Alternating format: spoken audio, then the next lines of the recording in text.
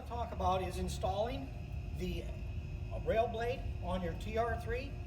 What you're going to need is you can use a 3/4 inch wrench. Today I have a 3/4 inch ratchet wrench, or you could use a socket and ratchet, or if you have an impact, please feel free to use an impact, make life a little easier. Okay, first thing we're going to do, remove your outer 2 bolts with your 3/4 inch wrenches. Now I broke mine loose to make the video flow a little smoother. These are going to be hard to break loose because we use a locking nut on the back of these, and the locking nut feels like it cross threads when you put it on. So it is kind of rough to make these move. If you look at the locking nut, you can tell it's got an angled top on it, and we purposely use those so they won't fall off as easy.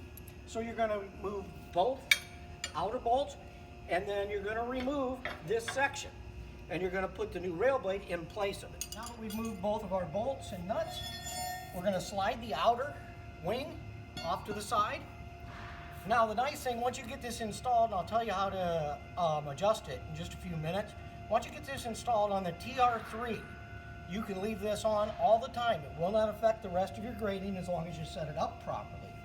So now, mind you, this is about 55, 60 pounds. So it's easier to have it down towards the ground, and you might even want to block it or shim it up to line up the bolts before you start them in. Now I want to remind you, when you see this nut, you'll see that the angled, tapered ends, that faces outward, so away from the head of the bolt. So once you install both of these and you get them started, what I do is I'll start both bolts and nuts, but then what I like to do is pick up on the outer edge of the rail blade. The reason I'm doing this is that way when you tighten this down, you have the rail blade up. It won't gouge in when you're doing the rest of your arena.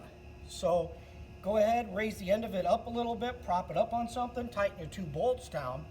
Then after you get them tightened down, the other thing I like to do is that here in the northern half of the United States, we get a lot of snow, and we buy these fiberglass rods to mark our driveways. And you'll notice there's a pipe welded on the end of the rail blade.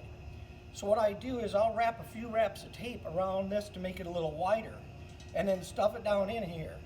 So instead of having only an 8-inch sight, I now have a 3-foot sight. It makes it easier to see from the tractor, so I can visualize easier how close I am to the wall.